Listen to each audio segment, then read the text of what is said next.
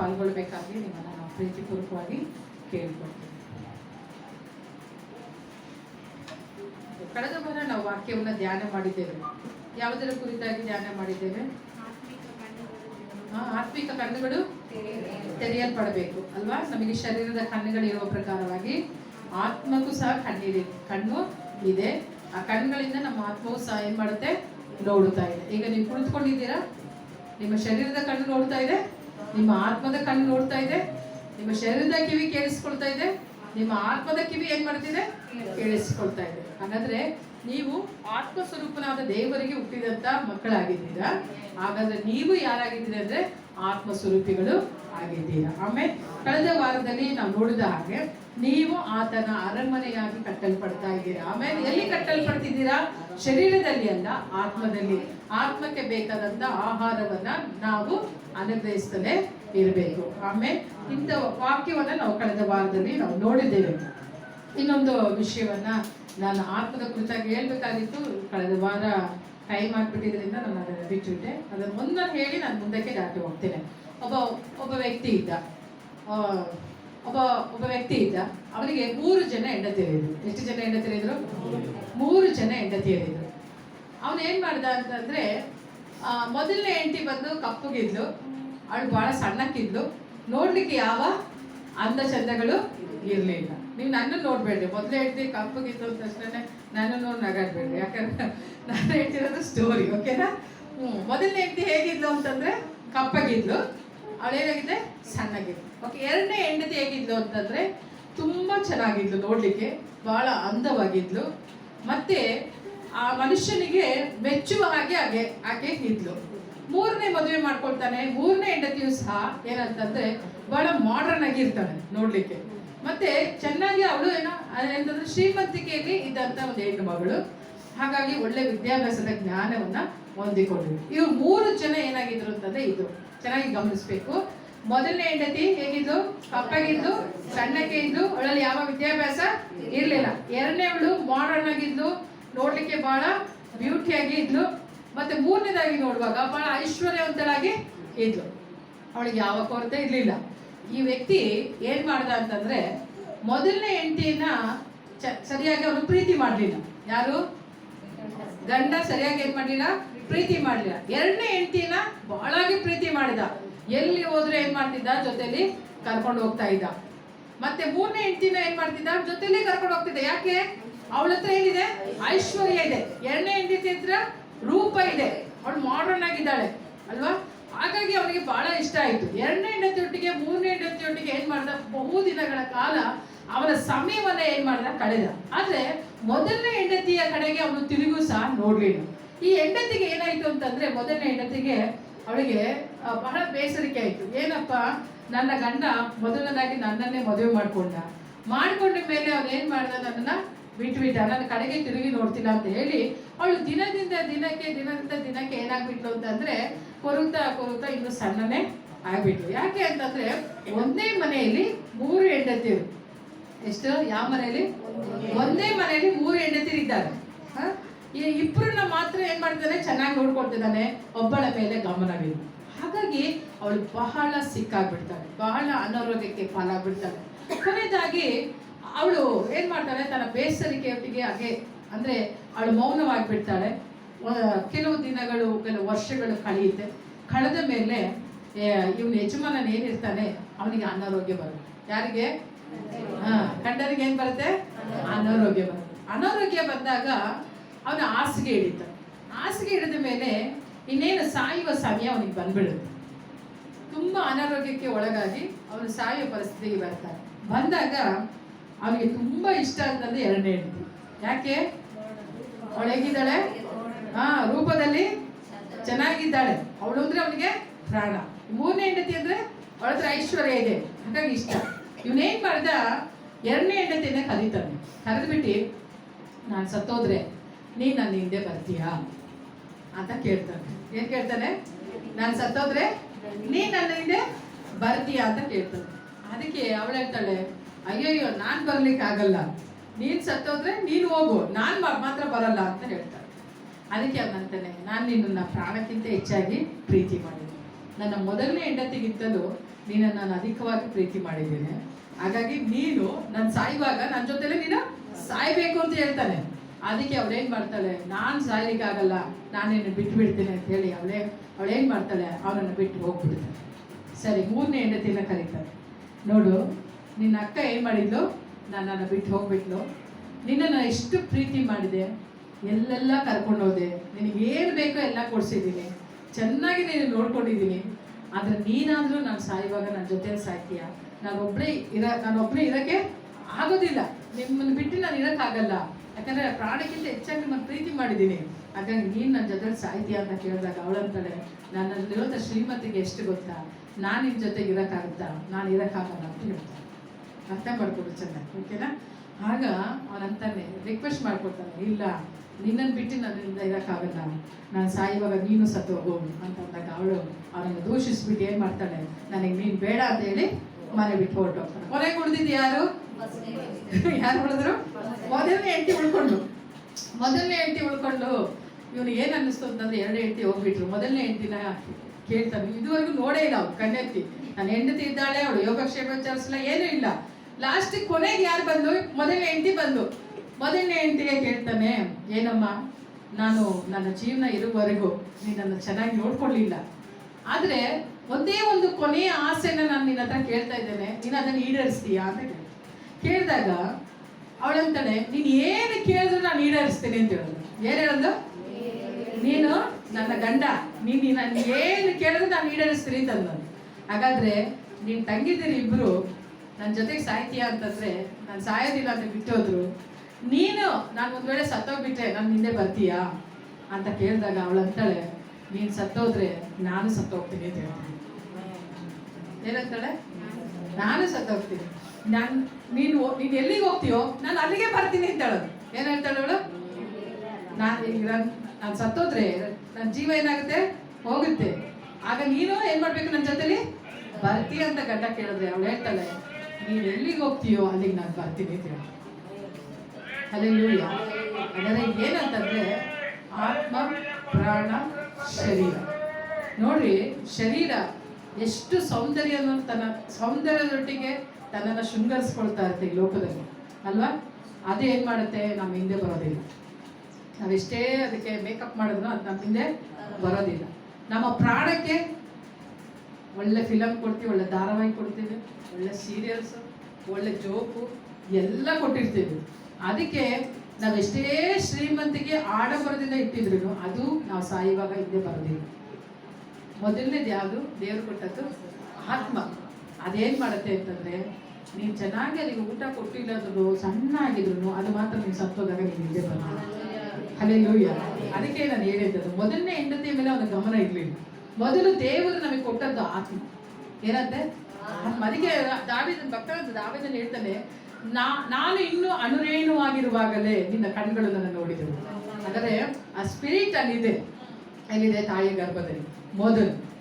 ಅದರ ಮೇಲೆ ನಮ್ಮ ಗಮನ ಇರಲ್ಲ. ಅದೇನಾಗಿರುತ್ತೆ, ಸಣ್ಣ ಆಗಿರುತ್ತೆ. ಕೊನೆಯದಾಗಿ ಯಾವಾಗ ನೆನ್ಪು ಮಾಡ್ಕೊಳ್ತೇವೆ, ಸ್ವಾಮಿ ನಾನು ಸಾಯ್ತಾ ಇದ್ದೀನಿ, ಎಲ್ಲ ಪಾಪ ಮಾಡಿಬಿಟ್ಟಿದ್ದೀನಿ, ಕ್ಷಮಿಸಪ್ಪ, ನೀನು ನನ್ನನ್ನು ಬಿಟ್ಬಿಡ್ಬೇಡ ಅಂದಾಗ ಆತ್ಮ ಹೇಳುತ್ತೆ, ಅಯ್ಯೋ ನಾನು ನಿನ್ನನ್ನು ಬಿಡಲ್ಲ, ನಿನ್ನ ಜೊತೆಲೇ ನಾನು ಬರ್ತೀನಿ ಅಂತ.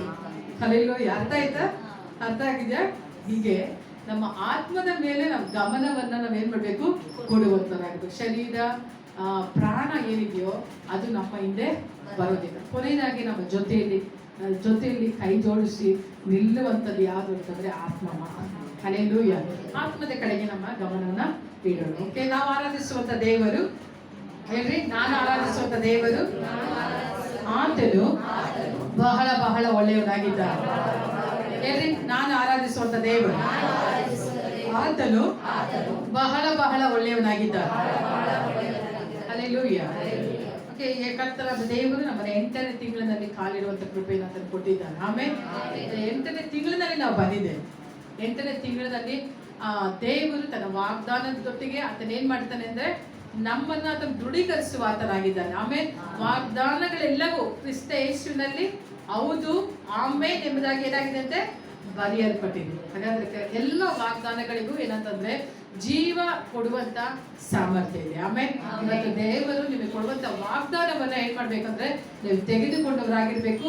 ಆ ವಾಗ್ದಾನವನ್ನ ನೀವು ಅರಿಕೆ ಮಾಡುವಾಗ ಖಂಡಿತವಾಗ್ಲೂ ಕರ್ತನಾದ ದೇವರು ಆ ವಾಗ್ದಾನವನ್ನ ನಿಮ್ಮ ಜೀವಿತದಲ್ಲಿ ಆತ ನಡೆಸುವಾತನಾಗಿದ್ದಾನೆ. ಆಮೇಲೆ ಹಲ್ಲೆಲೂಯಾ.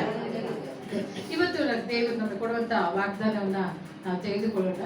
ಅರಣ್ಯಕಾಂಡ 11ನೇ ಅಧ್ಯಾಯ 23ನೇ ವಚನ. ಅರಣ್ಯಕಾಂಡ 11:23.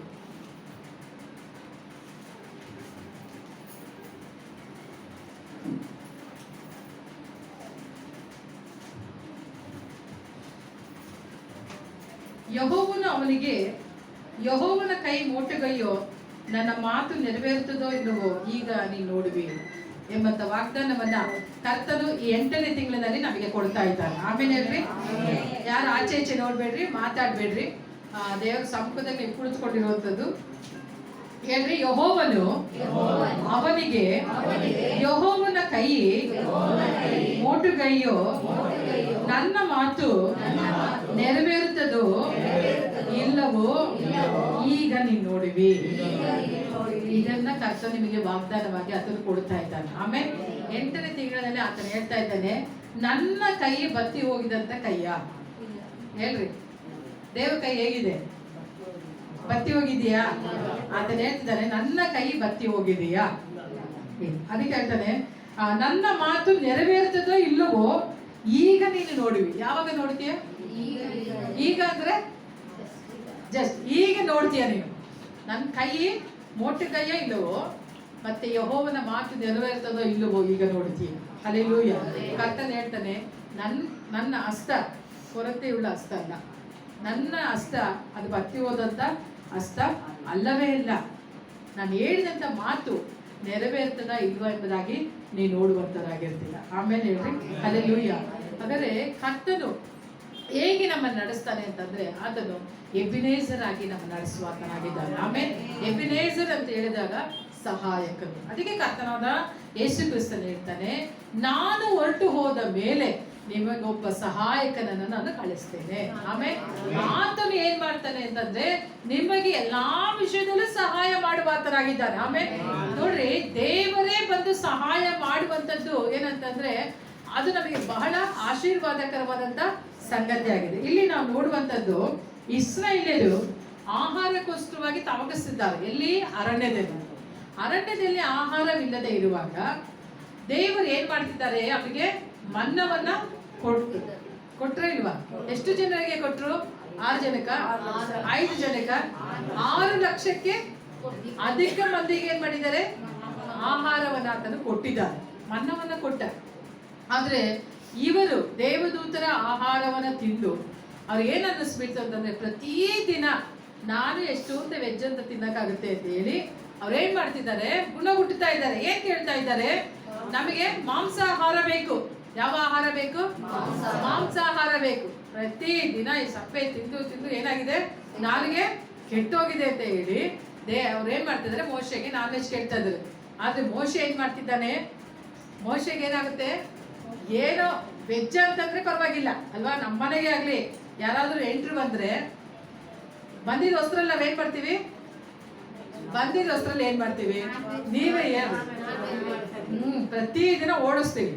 ಅವ್ರು 1 ವಾರ ಮೇಲಿದ್ರೆ ನಾವೇನ್ ಮಾಡ್ತೀವಿ? ಬೇಳೆ ಸಾರು ಸ್ಟಾರ್ಟ್ ಮಾಡ್ತೀವಿ. ಈಗ ಇವೇನ್ ಮಾಡಿದ್ರು ಅಂತಂದ್ರೆ, ಬರ್ತಾ ಇದ್ದಾರೆ ಜರ್ನಿಯಲ್ಲಿ, ನಾನ್ ವೆಜ್ ಕೇಳ್ತಾ ಇದ್ದಾರೆ. ಕೇಳಿದ ತಕ್ಷಣನೇ ಮೋಶಿಗೆ ಬಹಳ ಸಿಟ್ಟಾಯ್ತು. ಏನೋ ಆಹಾರ ಕೇಳಿದ್ರು ಅಂತ ಆಹಾರ ಕೊಡ್ತಾ ಇದ್ದೀವಿ, ಆದ್ರೆ ಇವರು ಎಲ್ಲ ಹಣ್ಣು ಹಂಪಲ್ಗಳೆಲ್ಲ ಇದೆ, ಅಡವಿನ ತಕ್ಷಣ ಎಲ್ಲ ಸಿಗುತ್ತೆ, ಎಲ್ಲ ತಿಂದ್ರು ಮತ್ತೆ ನಾನ್ ವೆಜ್ ಕೇಳ್ತಿದಾರಲ್ಲ ಅಂತ ಸಿಟ್ಟು ಬಂದು ದೇವ್ರ ಹತ್ರ ಕೇಳ್ತಾನೆ, ಏನ್ ನಾನೇನು ಎತ್ತಿದ್ದೀನಿ ಅವ್ರನ್ನ? ನನ್ನ ಹತ್ರ ಬಂದು ನಾನ್ ವೆಜ್ ಕೇಳ್ತಾ ಇದ್ದಾರೆ, ನಾನೇನು ಇವ್ರ ತಾಯ ಅಂತ ಕೇಳಿದಾಗ ದೇವ್ರು ಹೇಳ್ತಾರೆ, ಮೋಶೆ ಯಾಕೆ ನೀನು ಅಷ್ಟೊಂದು ಹಚ್ಕೊಳ್ತಾ ಇದೀಯಾ? ನನ್ನ ಕೈ ಏನೋ ಮೋಟು ಕೈಯ, ನನ್ನ ಕೈ ಏನಂತಂದ್ರೆ ಬತ್ತಿ ಹೋದಂತ ಕೈಯ. ಇವತ್ತು ದೇವ್ರು ನಮ್ಮನ್ನು ನೋಡಿ ಕೇಳ್ತಿದ್ದಾನೆ, ಯಾಕೆ ನಿನ್ನ ಆದಾಯವನ್ನು ನೋಡಿ ಯಾಕೆ ಹಚ್ಕೊಳ್ತಾ ಇದೀಯಾ? ನಿನ್ನ ಕೆಪಾಸಿಟಿನ ಯಾಕೆ ನೋಡ್ತೀಯಾ? ನನ್ನ ಕೆಪಾಸಿಟಿನ ನೋಡು ಅಂತ ಹೇಳ್ತಿದ್ದ. ಆಮೇಲೆ ನನ್ನ ಕೆಪಾಸಿಟಿ ನೋಡು, ನಿನ್ನ ಆದಾಯವನ್ನ ನೋಡಿ, ನಿನ್ನ ಆದಾಯದ ಮಟ್ಟಿಗೆ ನಿನ್ನ ಒಂದು ಕುಟುಂಬದ ಕುರಿತಾಗಿಯೂ, ನಿನ್ನ ಕುರಿತಾಗಿಯೂ, ನಿನ್ನ ಮಕ್ಕಳ ಕುರಿತಾಗಿಯೂ, ಭವಿಷ್ಯತ್ತಿನ ಕುರಿತಾಗಿ ಯೋಚಿಸ್ಬೇಡ. ನನ್ನ ಒಂದು ಏನಾದ್ರು ಕೆಪಾಸಿಟಿ ಪ್ರಕಾರ ನೀನು ಯೋಚನೆ ಮಾಡು. ಯಾಕಂದ್ರೆ ದೇವರ ವಾಕ್ಯ ಹೇಳುತ್ತೆ, ಕ್ರಿಸ್ತ ಯೇಸು ತನ್ನ ಪ್ರಭಾವದ ಐಶ್ವರ್ಯಕ್ಕೆ ತಕ್ಕಾಗಿ ತನ್ನ ಪ್ರತಿ ಕೊರತೆಗಳನ್ನ ನೀಗಿಸುವನು. ತನ್ನ ಪ್ರಭಾವದ ಐಶ್ವರ್ಯ ಆದ್ರೆ ಆತನ ಕೆಪಾಸಿಟಿಗೆ ತಕ್ಕ ಹಾಗೆ, ಆಮೇಲೆ ಆತನ ಕೆಪಾಸಿಟಿಗೆ ತಕ್ಕ ಹಾಗೆ ಆತನ ಏನ್ ಮಾಡ್ತಾನೆ, ನಮ್ಮನ್ನು ಪೋಷಿಸುವ ಆತನಾಗಿದ್ದಾನೆ. ಹೆಚ್ಚು ಕಡಿಮೆ 6 ಲಕ್ಷ ಜನ, 6 ಲಕ್ಷ ಜನಕ್ಕೆ ನಿರ್ಮಲಾ ಆಂಟಿ ನೀವು ನಾನ್ ವೆಜ್ ನ ಬಡಿಸ್ರಿ ಅಂತ ಹೇಳಿ 1 ಕ್ವಿಂಟಲ್ ತಂದು ಹಾಕಿದ್ರು ನಿರ್ಮಲಾ ಆಂಟಿ ಕೈಯಿಂದ ಬಡಿಸ್ಲಿಕ್ಕೆ ಆಗೋದಿಲ್ಲ. ಆಗುತ್ತಾ? ಆಗೋದಿಲ್ಲ.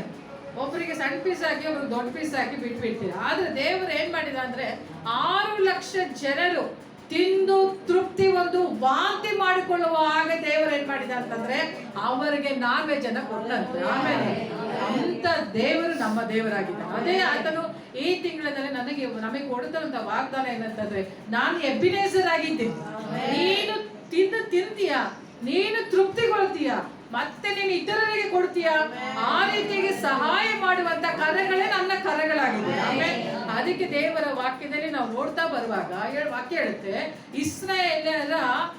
ಇಸ್ರಾಯೇಲರ ಜೊತೆಯಲ್ಲಿ ಇದ್ದಂತ ದೇವರ ಹಸ್ತ ಯಾವತ್ತಿಗೂ ಕುಗ್ಗಿ ಹೋಗಲಿಲ್ಲ. ಹಲ್ಲೆಲೂಯಾ.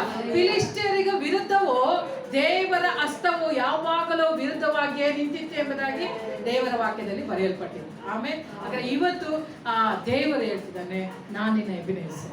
ಹಲ್ಲೆಲೂಯಾ.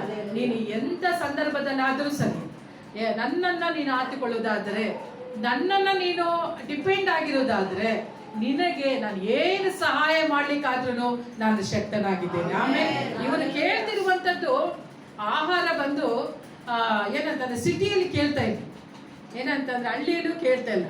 ಇವ್ರು ಕೇಳ್ತಿರುವಂತ ನಾನ್ ವೆಜ್ ಬಂದು ಏನು ಕಾಡು ಅಂತ ಹೇಳಿದಾಗ ಅದೊಂದು ಏನಂತಂದ್ರೆ ಏನು ಸಿಗದೆ ಇರುವಂತ ಪ್ಲೇಸ್ ಅಲ್ವಾ. ಅಲ್ಲಿಂದ ನಾವು ಎಷ್ಟು ದೂರ ಪ್ರಯಾಣ ಮಾಡಿದ್ರು ಏನ್ ತರ್ಲಿಕ್ಕೆ ಸಾಧ್ಯ ಇಲ್ಲ. ಅದಕ್ಕೆ ಅವ್ನು ಹೇಳ್ತಾನೆ, ಅಯ್ಯೋ ಸಮುದ್ರದಲ್ಲಿರುವಂತ ಮೀನುಗಳನ್ನೆಲ್ಲ ಸೇರಿಸಿ ಕೊಟ್ರು ಇವರಿಗೆ ಪೂರೈಸಲಿಕ್ಕೆ ಆಗೋದಿಲ್ಲ ಅಂತ ಹೇಳ್ತಾ ಇದ್ದಾರೆ. ಆದ್ರೆ ಇಲ್ಲಿ ನಾವು ನೋಡುವಂತ ಸಂಗತಿ ಏನಂತಂದ್ರೆ, ದೇವರು ಹೇಳ್ತಿದ್ದಾನೆ, ಎಷ್ಟು ಜನರೇ ಇರ್ಲಿ, ಆದ್ರೆ ನಾನು ಕೊಡ್ಲಿಕ್ಕೆ ನನ್ನ ಹಸ್ತ ಏನಾಗುತ್ತೆ ಯಾವಾಗಲೂ ರೆಡಿ ಆಗಿದೆ. ಹಲ್ಲೆಲೂಯಾ.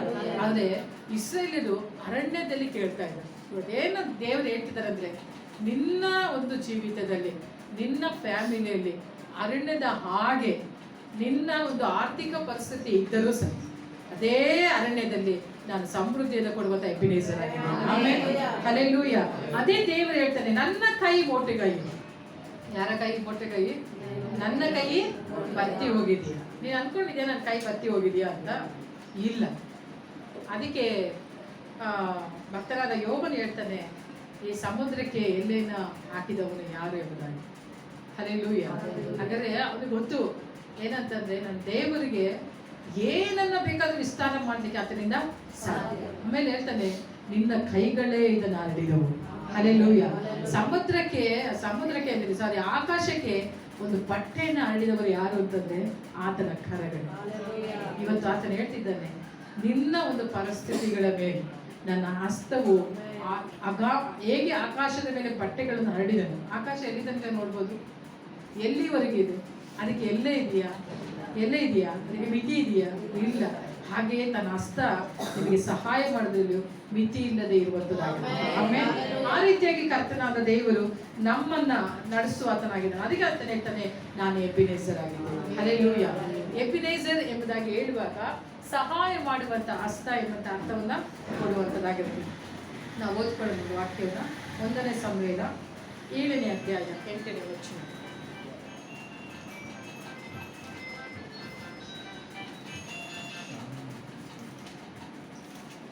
1 ಸಮುವೇಲ 7ನೇ ಅಧ್ಯಾಯ 8ನೇ ವಚನ.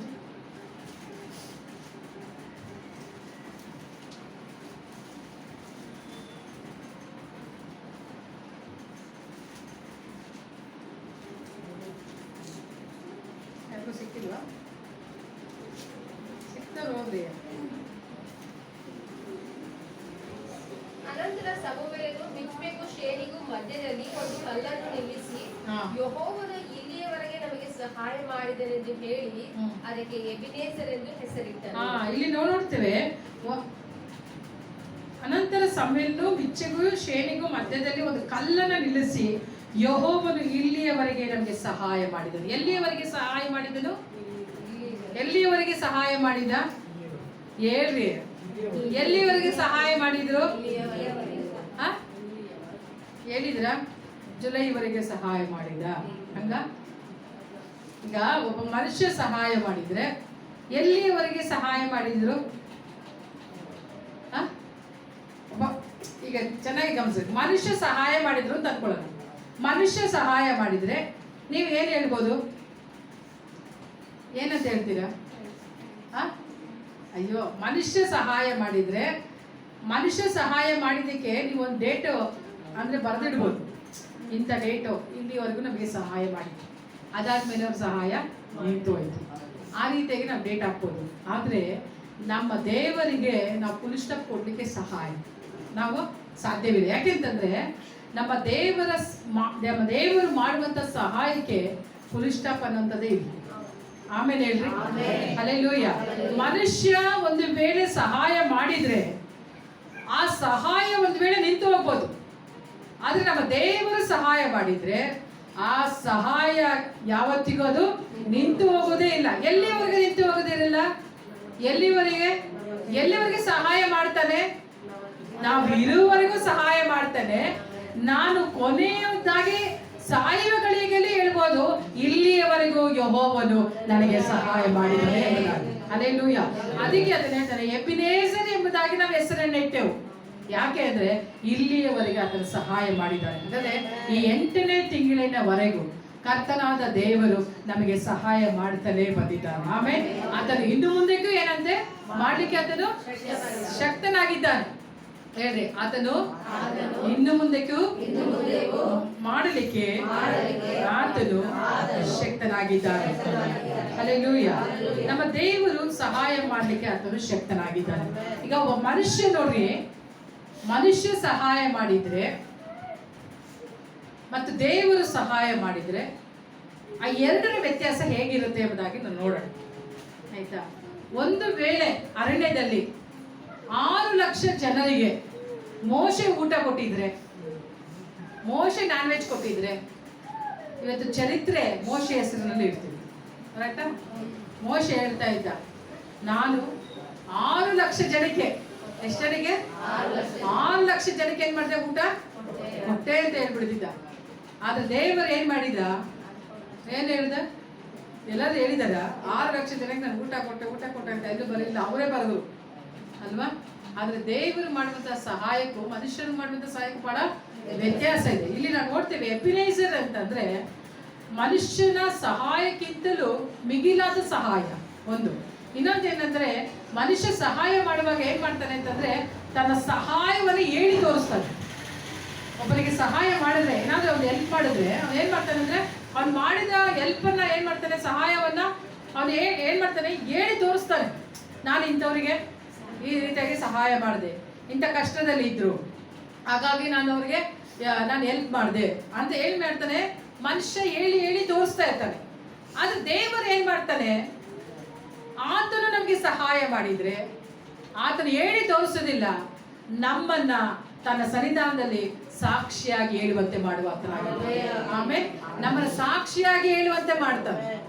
ಮನುಷ್ಯರು ಏನ್ ಮಾಡ್ತಾನೆ, ಸಹಾಯ ಮಾಡ್ತಾನೆ, ಅವನೇನ್ ಮಾಡ್ತಾನೆ, ನಮ್ಮನ್ನ ತೋರಿಸಿ ಹೇಳ್ತಾನೆ, ಇವ್ರಿಗೆ ಸಹಾಯ ಮಾಡಿದೆ. ಆದ್ರೆ ದೇವರು ಏನ್ ಮಾಡ್ತಾನೆ, ನನ್ನನ್ನು ತನ್ನ ಸನ್ನಿಧಾನದಲ್ಲಿ ನಿಲ್ಲಿಸ್ಬಿಟ್ಟು ಏನ್ ಹೇಳ್ತಾನೆ, ಆತರ ಸಹಾಯ ಮಾಡಿದ ಅಂತ ಹೇಳಿಸ್ತಾನೆ. ಹಲ್ಲೆಲೂಯಾ. ಇದೇ ದೇವರು ಮಾಡುವಂತ ಸಹಾಯಕ್ಕೂ ಮನುಷ್ಯನು ಮಾಡುವಂತ ಸಹಾಯಕ್ಕೂ ವ್ಯತ್ಯಾಸ. ಹಲ್ಲೆಲೂಯಾ. ಯಾವತ್ತಿಗೂ ಒಬ್ಬ ಮನುಷ್ಯ ಮಾಡುವಂತ ಸಹಾಯಕ್ಕೆಲ್ಲ ಇವತ್ತೆಲ್ಲ ನಾಳೆ ಬಹಳ ಡೇಂಜರಸ್. ಏನಂತ ಅದು ಬಹಳ ಡೇಂಜರ್. ಯಾವತ್ತಿದ್ರೂ ಆ ಕೊಟ್ಟಿದ್ದು ಪ್ರತಿಯೊಂದು ಏನಾಗುತ್ತೆ ಅಂತಂದ್ರೆ ಹೇಳಿ ಏನ್ ಮಾಡ್ತಾರೆ, ತೋರಿಸ್ಬಿಡ್ತಾರೆ. ಏನು ಕೊಟ್ಟಿದ್ದೀವೋ ಅದನ್ನ ಏನ್ ಮಾಡ್ತಾರೆ, ತೋರಿಸ್ಬಿಡ್ತಾರೆ. ಆದ್ರೆ ದೇವರು ಮಾತ್ರ ತಾನು ಕೊಟ್ಟಿದ್ದನ್ನ ಒಂದು ದಿನ ತೋರಿಸೋದಿಲ್ಲ. ದೇವರು ಕೊಟ್ಟಿದ್ದನ್ನ ತೋರಿಸೋದು ಯಾರಂತಂದ್ರೆ ಸಹಾಯ ಹೊಂದಿದ ಮನುಷ್ಯರು ಮಾತ್ರ. ಹಲ್ಲೆಲೂಯಾ. ಇವತ್ತು ನಾನು ದೇವರಿಂದ ಏನು ಸಹಾಯ ಪಡೆದಿದ್ದೇನೋ ಅದು ನಿನಗೆ ಗೊತ್ತಿಲ್ಲ. ಇಲ್ಲಿ ಕುಳಿತಿದ್ದೀರಲ್ಲ, ನಿಮಗೆ ಗೊತ್ತಿಲ್ಲ ನಾನು ದೇವರಿಂದ ಎಷ್ಟು ಸಹಾಯ ಹೊಂದಿದ್ದೇನೆ. ಇವತ್ತು ಈ ತಿಂಗಳು, ಆಗಸ್ಟ್ ತಿಂಗಳು 5 ವರ್ಷಗಳು ಏನಾಯ್ತಂದ್ರೆ ಕಳೆದೋಯ್ತು. ಡಾಕ್ಟರ್ ಹೇಳಿದಂಥ ರಿಪೋರ್ಟ್ಗಳೆಲ್ಲ ಏನಾಯ್ತು, ಕ್ಯಾನ್ಸಲ್ ಆಯ್ತು. ಅಲ್ವಾ? ಅರ್ಧ ಗಂಟೆಯಲ್ಲಿ ಸತ್ತೋಗ್ತಾರೆ ಅಂತ ಹೇಳಿದವರು 5 ವರ್ಷ ಅದನ್ನು ವರ್ಷ ಮಾಡ್ತಾನೆ ಇದ್ದಾರೆ. ಆದ್ರೆ ದೇವರು ಅಂತ ಎಲ್ಲ ಕೃಪೆ ಕೊಡ ಎಷ್ಟೋ ಮೇಲ್ ಮಾಡಿದ್ದಾನೆ. ದೇವರು ಬಂದು ಇಲ್ಲಿ ಹೇಳ್ತಾ ಇಲ್ಲ, ನಾನು ಹೇಳ್ತಾ ಇದ್ದೀನಿ ಅಲ್ವಾ? ದೇವರು ಸಹಾಯ ಮಾಡಿದ್ದಾನೆ, ಆದ್ರೆ ಇದುವರೆಗೆ ಮಾಡ್ತಾ ಇದ್ದಾನೆ. ಒಂದು ಮಾತು ನಾನು ಮಾಡಿದೆ ಅಂತ ಆತನು ಹೇಳ್ತಾ ಇದ್ದಾನೆ. ಹಲ್ಲೆಲೂಯಾ. ಆದ್ರೆ ಆತನು ಏನ್ ಮಾಡ್ತಿದ್ದಾನೆ? ಹೇಳುವ ಹಾಗೆ ಮಾಡಿದ್ದಾನೆ. ಆಮೇಲೆ ಅದೇ ವ್ಯಕ್ತಿಗೆ ಅಣ್ಣದ ರೂಪದಲ್ಲಿ ಸಹಾಯ ಮಾಡಿದವರು ಆ ವ್ಯಕ್ತಿಯನ್ನ ತೋರಿಸಬೇಕಾದ್ರೆ ಅನೇಕ ಕಡೆಗಳಲ್ಲಿ ಹೇಳ್ಬಿಟ್ಟಿದ್ದಾರೆ. ಇಂಥವ್ರಿಗೆ ಅಂತೋಳಿ ಬ್ರದರ್ಗೆ ಆಪರೇಷನ್ ಆದಾಗ ನಾನು 1 ಲಕ್ಷ ಕೊಟ್ಟೆ, 2 ಲಕ್ಷ ಕೊಟ್ಟೆ, 10,000 ಕೊಟ್ಟೆ ಅಂತ ಹೇಳಿರ್ತಾರೆ. ಆದ್ರೆ ನನ್ನ ದೇವರು ಜೀವವನ್ನು ಕೊಟ್ಟ ದೇವರು, ಆತನು ಎಲ್ಲಿಯೂ ಹೋಗಿಲ್ಲ. ಆತನು ಏನ್ ಮಾಡಿದ್ದಾನೆ ಅಂತಂದ್ರೆ ತನ್ನನ್ನು ತೋರ್ಪಡಿಸಿಕೊಳ್ತಿಲ್ಲ, ನಮ್ಮ ಮೂಲಕವಾಗಿ ತನ್ನ ಕಾರ್ಯಗಳನ್ನ ಸಾಕ್ಷಿಯಾಗಿ ಎಣಿಸ್ತಾ ಇದ್ದಾನೆ. ಹಲ್ಲೆಲೂಯಾ. ಅದಕ್ಕೆ ಆತನ ಹೆಸರು ಎಬಿನೇಸರ್. ಆಮೇಲೆ ಸಹಾಯಕನು, ನಾನು ನಿಮ್ಗೆ ಸಹಾಯಕನಾಗಿರ್ತೀನಿ. ಹಲ್ಲೆಲೂಯಾ. ಅದಕ್ಕೆ ಯೇಸು ಸ್ವಾಮಿ ಆತನ ಗೊತ್ತು, ಮನುಷ್ಯರು ನಿನ್ಗೇನಾದ್ರೂ ಸಹಾಯ ಮಾಡಿದ್ರೆ ಅವ್ರು ಹೇಳಿ ತೋರಿಸ್ಬಿಡ್ತಾರಮ್ಮ. ಅದಕ್ಕೆ ಈ ಲೋಕದಲ್ಲಿ ನಿನ್ನನ್ನು ಅನಾಥಳಾಗಿ ನಾನು ಬಿಡೋದಿಲ್ಲ. ನಾನು ಏನ್ ಮಾಡೋದಿಲ್ಲ, ನಿನ್ನನ್ನ ಅನಾಥಳಾಗಿ ಬಿಡೋದಿಲ್ಲ. ನಾನು ನಿನಗೆ ಒಬ್ಬ ಸಹಾಯಕರನ್ನ ನಾನು ಕಳಿಸ್ತೇನೆ. ಹಲ್ಲೆಲೂಯಾ. ನಾವು ಯಾರು ಅನಾಥರಲ್ಲ, ಕರ್ತ ನಮ್ಮ ಸಂಗಡ ಇದ್ದಾನೆ. ಆತ ನಮಗೆ ಸಹಾಯವನ್ನ ಮಾಡಲಿಕ್ಕೆ ಆತನು ಶಕ್ತನಾಗಿದ್ದಾನೆ. ಹಲ್ಲೆಲೂಯಾ. ಅದಕ್ಕೆ ಇಲ್ಲಿ ನಾವು ವಾಕ್ಯದಲ್ಲಿ ನೋಡ್ತೇವೆ, ಇದುವರೆಗೆ ಆತನು ನಮಗೆ ಸಹಾಯ ಮಾಡಿದ್ದಾನೆ. ಆತನ ಹಸ್ತ ನಮ್ಮ ಜೊತೆಯಲ್ಲಿದೆ ಅಂತ ಎಬಿನೇಸರ್ ನಮ್ಮ ಜೊತೆಯಲ್ಲಿ ಇದ್ದಾನೆ. ಹಲ್ಲೆಲೂಯಾ. ಇವತ್ತು ಮನುಷ್ಯರ ಸಹಾಯಕ್ಕಿಂತಲೂ ನಾವು ದೇವರ ಸಹಾಯವನ್ನ ನಾವು ಬಯಸುವಂತವರಾಗಿರ್ಬೇಕು. ಕರ್ತನ ಹೇಳಿದಾನೆ, ನಾನು ನಿನಗೆ ಸಹಾಯಕನಾಗಿ ನಿಲ್ತೇನೆ ಎಂಬುದಾಗಿ. ದೇವರಿಗೆ ಹೇಳ್ರಿ, ದೇವರೇ ಎಂತ ಸಂದರ್ಭದಲ್ಲಿ ಆದರೂ ನಾನು ನಿನ್ನ ಸಹಾಯವನ್ನೇ ನಾನು ಬಯಸ್ತೇನೆ ಎಂಬುದಾಗಿ. ಭಕ್ತನಾದ ದಾವೀದನ ಜೀವಿತದಲ್ಲಿ ಒಂದು ನಡೆದಂತ ಒಂದು ಘಟನೆಯಲ್ಲಿ ಅವನು ಹೇಳ್ತಾನೆ, ದೇವರೇ ನಾನು ಮನುಷ್ಯನ ಸಹಾಯದಲ್ಲಿ ಅಂದ್ರೆ ಮನುಷ್ಯನ ಹಸ್ತದಲ್ಲಿ ನಾನು ಬೀಳೋದಕ್ಕೆ ಇಷ್ಟಪಡೋದಿಲ್ಲ. ಏನಂತೆ? ಇವತ್ತು ಬೆಳಗ್ಗೆ ನಾನು ಇದನ್ನ ವಾಕ್ಯನ ಓದ್ತಾ ಇರುವಾಗ ವಾಕ್ಯ ನಿಜವಾಗ್ಲೂ ಅದು ಓದಿದ ತಕ್ಷಣ ಕಣ್ಣಲ್ಲಿ ಬಂತು. ಯಾಕಂದ್ರೆ ದೇವ್ರ ಹತ್ರ ಕೇಳ್ಬೇಕು. ದಾವೀದನಲ್ಲಿ ಯಾವ ರೀತಿ ಪ್ರಾರ್ಥನೆ ಮಾಡಿದ್ದಾನೆ ಅಂತಂದ್ರೆ, ಅವನ ಪ್ರತಿ ನೀಡಿಗೂ ಅವನು ಹೇಳ್ತಿದ್ದಾನೆ, ದೇವರೇ ಮನುಷ್ಯನ ಹಸ್ತ ನನಗೆ ಬೇಡ. ಏನಂತೆ? ಮನುಷ್ಯನ ಹಸ್ತ ಬೇಡ, ನನಗೆ ನಿನ್ನ ಹಸ್ತದಲ್ಲಿ ಬೀಳುವ ಹಾಗೆ ಮಾಡಿ. ಹಲ್ಲೆಲೂಯಾ. ಇಕ್ಕಟ್ಟಿನ ಪರಿಸ್ಥಿತಿಯಲ್ಲಿ ನನ್ನ ದೇವರ ಹಸ್ತದಲ್ಲಿ ನಾನು ಬೀಳುತ್ತೇನೆ ಎಂಬುದಾಗಿ. ಆಮೇಲೆ ಮನುಷ್ಯರು ಇಕ್ಕಟ್ಟಿನ ಪರಿಸ್ಥಿತಿಯಲ್ಲಿ ನನಗೆ ಸಹಾಯ ಮಾಡಿಬಿಟ್ರೆ, ಹಬ್ಬ ನಮ್ಮನ್ನ ದಾರಿಯಲ್ಲಿ ನಿಂತಬೇಕಾದ್ರೆ ಏನ್ ಮಾಡ್ತಾರೆ? ನಮ್ಮ ನಿಂಗೆ ಓಡಾಡಕ್ಕೆ ಬಿಡೋದಿಲ್ಲ. ದಾರಿಯಲ್ಲಿ ನಿಂತು ಏನ್ ಮಾಡ್ತಾರೆ? ಆ ಸಹಾಯದ ಕುರಿತಾಗಿ ಮಾತನಾಡ್ತಾರೆ. ಮತ್ತೆ ನಿನ್ ಏನು ಕೊಡ್ಬೇಕಾಗಿಲ್ಲ ರಿಟರ್ನ್ ದಾರಿಯಲ್ಲೇ ಕೇಳ್ತಾರೆ. ನಿನ್ ಕಣ್ಣಲ್ಲಿ ನೀರು ಬರುವಾಗೆ ಮಾಡ್ತಾರೆ. ಅದೇ ದೇವರು ಸಹಾಯ ಮಾಡಿದ್ರೆ ಯಾವತ್ತಿಗೂ ನಿನ್ನನ್ನ ಹಿಂಬಾಲಿಸುವುದೇ. ಹಲ್ಲೆಲೂಯಾ. ಅದನ್ನ ಆಶೀರ್ವಾದಗಳು ಮಾತ್ರ ಹಿಂಬಾಲಿಸುತ್ತೆ ಹೊರತು ಆತನ ಕರೆಗಳು ನಿನಗೆ ಕೊಡು ಎಂಬುದಾಗಿ ಹಿಂಬಾಲಿಸುವುದೇ ಇಲ್ಲ. ಅದಕ್ಕೆ ದಾವೀದನು ಚೆನ್ನಾಗಿ ತಿಳ್ಕೊಂಡ, ನಾನು ನಿನ್ನ ಹಸ್ತದಲ್ಲಿ ಬೀಳ್ತೇನೆ ಇಕ್ಕಟ್ಟಿನ ಪರಿಸ್ಥಿತಿಯಲ್ಲಿ. ಇವತ್ತು ನಮಗೆ ಬಹಳ ಇಕ್ಕಟ್ಟುಗಳಿದೆ, ಇಲ್ಲ ಅಂತ ಹೇಳೋದಿಲ್ಲ, ಎಲ್ಲರಿಗೂ ಇದೆ. ಆದ್ರೆ ದೇವರು ಹೇಳ್ತಿದ್ದಾನೆ, ಅಂತ ಇಕ್ಕಟ್ಟಿನ ಪರಿಸ್ಥಿತಿಯಲ್ಲಿಯೂ ನೀನು ನನ್ನ ಹಸ್ತದಲ್ಲೇ ಬೀಳ್ಬೇಕೆ. ಆತನು ಈ ವಿಷಯದಲ್ಲಿ ವೈರಾಗ್ಯ ಉಳ್ಳವನಾಗಿ ಕೇಳ್ತಾ ಇದ್ದಾನೆ. ಇಕ್ಕಟ್ಟಿನ ಪರಿಸ್ಥಿತಿ ಬರುವಾಗ ನಾವು ಮನುಷ್ಯರ ಹಸ್ತನ ಎದುರು ನೋಡ್ಬಿಡ್ತೇವೆ, ಏನಾದ್ರೂ ಅವ್ರು ಮಾಡ್ತಾರ ಅಂತ ಹೇಳಿ ಅಲ್ವಾ. ಈಗ ನಿರ್ಮಲಾ ಆಂಟಿ ಚೆನ್ನಾಗಿ ಡ್ರೆಸ್ ಮಾಡಿದ್ದಾರೆ, ಅವ್ರು ನೋಡಿದ ತಕ್ಷಣ ಆಂಟಿ ಹತ್ರ ದುಡ್ಡು ಇರುತ್ತೆ ಅಂತ ಹೇಳ್ಬಿಟ್ಟು ನಾವು ಕೇಳಿದ್ರೆ ಅವರಿಂದ ಮಾಡ್ಲಿಕ್ಕೆ ಆಗೋದಿಲ್ಲ. ಯಾಕಂದ್ರೆ ನಾವು ಅವ್ರು ಮಾಡ್ಲಿಲ್ಲ ಅಂತಂದ್ರೆ ಏನು ಅನ್ಕೊಳ್ತೀವಿ? ಚೆನ್ನಾಗೇ ಇದ್ದಾರೆ, ಅವ್ರು ಕೊಟ್ಟಿಲ್ಲ ಅಂತ ಅಂದ್ಕೊಳ್ತೀವಿ. ಆದ್ರೆ ದೇವರು ಹೇಳ್ತಾನೆ, ನೀನು ಇಕ್ಕಟ್ಟಿನ ಪರಿಸ್ಥಿತಿಯಲ್ಲಿ ಮನುಷ್ಯನನ್ನು ನೋಡ್ಬೇಡ, ಮನುಷ್ಯನ ಹಸ್ತವನ್ನ ನೋಡ್ಲೇಬೇಡ. ಇಕ್ಕಟ್ಟಿನ ಪರಿಸ್ಥಿತಿಯಲ್ಲಿ ನನ್ನ ಹಸ್ತದಲ್ಲಿ ಬೀಳೋದಕ್ಕೆ ಪ್ರಯತ್ನಿಸು. ಹಲ್ಲೆಲೂಯಾ. ಇವತ್ತು ಕರ್ತನು ಪ್ರತಿಯೊಬ್ಬರೊಟ್ಟಿಗೆ ಮಾತನಾಡ್ತಾ ಇದ್ದಾನೆ. ಆತನು ಎಬಿನೇಸರ್ ಆಗಿದ್ದಾನೆ. ಈ ತಿಂಗಳಿನಲ್ಲಿ ವಾಗ್ದಾನದೊಟ್ಟಿಗೆ ಆತನು ಹೇಳ್ತಿದ್ದಾನೆ, ನನ್ನ ಕೈ ಮುಟ್ಟಬೇಡ, ನನ್ನ ಕೈ ಬತ್ತಿ ಹೋಗಿದೆ ಅಂತ ನೋಡ್ಬೇಡ್ರಿ. ಏನಂತಂದ್ರೆ ಅಪ್ಪನಿಗೆ ಕೆಲಸ ಇತ್ತು, ರಿಟೈರ್ಡ್ ಆಯ್ತು, ದುಡ್ಡೆಲ್ಲ ಕಳ್ಕೊಂಡ್ಬಿಟ್ಟಿದ್ದಾರೆ. ಈಗ ಅವ್ರ ಕೈ ಖಾಲಿ. ಏನ್ ಹೇಳ್ತಾರೆ? ನನ್ನ ಕೈ ಖಾಲಿ ಆಗಿದೆಮ್ಮ, ರಿಟೈರ್ಡ್ ಆಗಿಬಿಟ್ಟು, ನನ್ನ ಹತ್ರ ಏನಿಲ್ಲ. ಈ ಅಪ್ಪ ಹೇಳ್ಬೋದು, ಅಪ್ಪ ಮಾತ್ರ ನನ್ನ ಕೈ ಖಾಲಿ ಅಂತ ಹೇಳೋದೇ ಇಲ್ಲ. ಹಲ್ಲೆಲೂಯಾ. ಆತನ ಸಮೃದ್ಧಿಯಾಗಿ ಕೊಡುವಂತ ದೇವರಾಗಿದ್ದಾನೆ. ಆಮೇಲೆ ಆತನ ಎಬಿನೇಸರ್ ಆಗಿದ್ದಾನೆ. ಹಲ್ಲೆಲೂಯಾ. ನೋಡ್ರಿ, ಮನುಷ್ಯನು ಸಹಾಯ ಮಾಡಿದ್ರೆ ಅವನು ಹೇಳಿ ತೋರಿಸ್ತಾ ಇರ್ತಾನೆ, ಅಂದ್ರೆ ದೇವರು ಸಹಾಯ ಮಾಡಿದ್ರೆ ಅವನು ಸಾಕ್ಷಿಯಾಗಿ ಆತನು ಮಾಡ್ತಾನೆ. ನೋಡ್ರಿ, ರೂತಳು ಬಂದು ಬೋವಾಜನ ಹೊಲಕ್ಕೆ ಬರ್ತಾಳೆ. ರೂತಳು ಎಲ್ಲಿ ಬರ್ತಾಳೆ? ಬೋವಾಜನ ಹೊಲಕ್ಕೆ ಬರ್ತಾಳೆ. ಹೊಲಕ್ಕೆ ಬಂದಾಗ ಅವಳು ಅಕ್ಕಲಾಯ್ತಾ ಇದ್ದಾಳೆ. ಆದ್ರೆ ಬೋವಾಜನ ಮಾತೇನು? ಬೋವಾಜನ್ ರೂತಳಿಗೆ ಹೇಳ್ತಾನೆ, ರೂತಳಿಗೆ ಹೇಳುವಂತ ಮಾತೇನಂತಂದ್ರೆ, ರೂತಳೆ ಬಂದ್ಬಿಟ್ಟ ನಮ್ ಗದ್ದೆಗೆ ಬಂದ್ಬಿಟ್ರೆ ಮುಗಿದ್ ಬಿಡು, ನೀನ್ ತುಂಬಾ ಬ್ಲೆಸ್ ಆಗ್ಬಿಡ್ತೀಯ. ಇವತ್ತು ಅನೇಕ ಚರ್ಚ್ಗಳಲ್ಲಿ ಏನ್ ಹೇಳ್ತಾರೆ ಅಂದ್ರೆ, ಬಂದ್ಬಿಟ್ರೆ ನಮ್ಮ ಚರ್ಚ್ಗೆ ನೀವಿನ ಆಶೀರ್ವಾದ ಒಂದಂಗೆ ನೀವು ಚೆನ್ನಾಗಿ ಆಗ್ಬಿಡ್ತೀರಾ ಅಂತ ಹೇಳ್ತಾರೆ ಅಲ್ವಾ. ಇಲ್ಲಾಂದ್ರೆ ಕೆಲವರು ಹೇಳ್ತಾರೆ, ನಾನ್ ಸಹಾಯ ಮಾಡಿದ್ದೀನಲ್ಲ, ಇನ್ನೊಂದೇ ನಿಮ್ಗೆ ಯಾವ ಪ್ರಾಬ್ಲಮ್ ಇಲ್ಲ ಅಂದ್ರೆ. ನಾನು ಹೇಳೋಂಥದ್ದು ಅನ್ಕೊಳ್ರಿ, ಮನುಷ್ಯ ಏನ್ ಮಾಡ್ತಾರೆ ಅಂತಂದ್ರೆ ತನ್ನದನ್ನ ತೋರ್ಪಡಿಸ್ತಾನೆ. ನನ್ನ ಹತ್ರ ಬಂದ್ಬಿಟ್ಟಲ್ಲ, ನಿನಗೆ ಕೊರತೆ ಇಲ್ಲ. ಆದ್ರೆ ಬೋವಾಜನ ಮೂಲಕವಾಗಿ ನಾವು ತಿಳಿಯಬೇಕಂತ ಸಂಗತಿ ಏನಂದ್ರೆ, ರೂತಳು ಬಂದ ಅಕ್ಕಲ ಇವಾಗ ಬೋವಾಜನ ಹೇಳ್ತಾನೆ, ನೀನು ಯಾವಾತನ ರೆಕ್ಕೆಯ ಕೆಳಗೆ ಆಶ್ರಯಕ್ಕಾಗಿ ಬಂದಿದೆಯೋ ಆತನಿಂದಲೇ ನಿನಗೆ ಶುಭ ಉಂಟಾಗೋದು. ಹಲ್ಲೆಲೂಯಾ. ರೂತಳ ಪುಸ್ತಕ 2:12 ಈ ವಾಕ್ಯ ಬರೆಯಲ್ಪಟ್ಟಿದೆ. ಅವ್ರು ಹೇಳ್ತಾನೆ, ನೀನು ಯಾವಾತನ ರೆಕ್ಕೆಯ ಮರೆಯನ್ನ ನೀನು ಆಶ್ರಯಿಸಿಕೊಳ್ಳೋದಕ್ಕೆ ಬಂದಿ. ಅವ್ನು ಹೇಳ್ತಿಲ್ಲ ನನ್ನ ಹೊಲಕ್ಕೆ ಬಂದ್ಬಿಟ್ಟೆ ಅಮ್ಮ ನೀನು ಬ್ಲೆಸ್ ಆಗ್ತೀಯ ಅಂತ ಹೇಳ್ತಿಲ್ಲ. ನೀನು ನನ್ನ ಹೊಲಕ್ಕೆ ಬಂದಿಲ್ಲ, ನೀನು ಆತನ ಹೊಲಕ್ಕೆ ಬಂದಿದ್ದೀಯ. ಆಮೇಲೆ ಅವ್ನು ಹೇಳ್ತಿದ್ದಾನೆ, ಬೋವಾಜನ ಕರಗಳನ್ನು ನೋಡ್ಲಿಕ್ಕೆ ಆಗಿ ನೀನು ಬಂದಿಲ್ಲ, ನೀನು ಬಂದಿರುವಂತದ್ದು ದೇವರ ಕರಗಳನ್ನು ನೋಡೋದಕ್ಕಾಗಿ. ನೀನು ಬೋವಾಜನ ಹಸ್ತದ ಒಳಗೆ ಬರಲಿಲ್ಲ, ನೀನು ದೇವರ ಹಸ್ತದ ಒಳಗೆ ಬಂದಿದ್ಯಾ, ಹಾಗಾದ್ರೆ ನೀನು ಬ್ಲೆಸ್ ಆಗಿದ್ಯಾ ಅಂತ. ಆಮೇಲೆ ಇವತ್ತು ನೀವು ಬಂದಿದ್ದೀರಾ ಅಂತಂದ್ರೆ ದೇವರ ಹಸ್ತದ ಒಳಗೆ ಬಂದಿದ್ದೀರಿ, ಹಾಗಾದ್ರೆ ನೀವು ಆಶೀರ್ವದಿಸಲ್ಪಟ್ಟವರು. ದೇವರ ಕರಗಳಲ್ಲಿ ಯಾವುದಿದೆಯೋ ಅದು ಆಶೀರ್ವಾದ ಹೊಂದುವಂಥದ್ದೇ. ಅದಕ್ಕೆ ಉದಾಹರಣೆ ನೀವು ಯಾವ್ದಾದ್ರು ಹೇಳ್ತೀರಾ? ದೇವರ ಹಸ್ತಕ್ಕೆ ಹೋದದ್ದು ಯಾವ್ದು ಆಶೀರ್ವಾದ ಹೊಂದಿದೆ? ಹೇಳ್ರಿ. 5 ರೊಟ್ಟಿ. ನಿದ್ರೆ ಮಾಡೋರು ಹೇಳ್ರಿ, ನಿದ್ರೆ ಮಾಡೋರು ಹೇಳ್ರಿ. 5 ರೊಟ್ಟಿ ಚೆನ್ನಾಗಿ. 5 ರೊಟ್ಟಿ 2 ಮೀನು ಎಷ್ಟು ಜನರು? 5,000 ಜನರು. ಯಾರ ಕೈಯಲ್ಲಿ ಇತ್ತು ಅದು? ಮನುಷ್ಯರ ಕೈಯಲ್ಲಿ ಇದ್ದಾಗ 5 ರೊಟ್ಟಿಗೆ ಇತ್ತು. ದೇವರ ಕೈಯಲ್ಲಿ ಬಂದಾಗ ಅಷ್ಟೇಪ್ಪ ಮೆಸೇಜ್. ಇವತ್ತು ನೀವು ದೇವರ ಹಸ್ತದಲ್ಲಿ, ನಿಮ್ಮ ಇಕ್ಕಟ್ಟಿನ ಪರಿಸ್ಥಿತಿಯಲ್ಲಿ ದೇವರ ಹಸ್ತದಲ್ಲಿ ನೀವು ಬಿದ್ರೆ ಅದು 5,000 ಜನರಿಗೆ ಹಂಚುವಂಥದ್ದಾಗಿದೆ. ಹಲ್ಲೆಲೂಯಾ. ಈಗೇನ್ ನೀವು ತರ್ತಿದ್ರ ಆದಾಯ 4 ಜನಕ್ಕೆ ಅದು ಮೇಂಟೈನ್ ಆಗ್ತಿದೆ. ಅದೇ ಆದಾಯವನ್ನು ದೇವರ ಕಾರ್ಯಗಳಿಗೆ ಕೊಡ್ರಿ, ಅದೇನಾಗುತ್ತೆ ಅಂತಂದ್ರೆ 5,000 ಮೇಂಟೈನ್ ಆಗುವಾಗ ದೇವ್ರು ಮಾಡ್ತಾರೆ. ಅಷ್ಟೇ ಸಿಂಪಲ್ ಆಗಿ ಹೇಳ್ಕೊಡ್ತಾ ಇದ್ದಾರೆ ದೇವರು. ಹಲ್ಲೆಲೂಯಾ. ನಾನು ಎಬಿನೇಜರ್, ಇದುವರೆಗೆ ನಾನು ಸಹಾಯ ಮಾಡಿದ್ದೇನೆ, ಇನ್ನು ಮುಂದಕ್ಕೂ ನಾನು ಸಹಾಯ ಮಾಡ್ತೇನೆ. ಹಲ್ಲೆಲೂಯಾ. ಹಾಗಾಗಿ ಬೋವಾಜನ ಹೇಳ್ತಾನೆ, ನೀನು ನನ್ನ ಹೊಲಕ್ಕೆ ಬಂದೇ ಇಲ್ಲ, ನೀನು ಬಂದಿರುವಂತ ದೇವರ ಹೊಲದಲ್ಲಿ ಬಂದಿದೀಯಾ ಅಂದಾಗಿ. ಹಲ್ಲೆಲೂಯಾ. ಅಲ್ಲಿಂದ ನೋಡುವಾಗ ಸಮುವೇಲನ ಬಳಿಗೆ ಸೌಲನು ಬರ್ತಾನೆ ಅಲ್ವಾ. ಸೌಲನ್ ಏನ್ ಮಾಡ್ತಾನೆ, ಕತ್ತೆಯನ್ನು ಹುಡುಕಿಕೊಂಡು ಬರ್ತಾನೆ.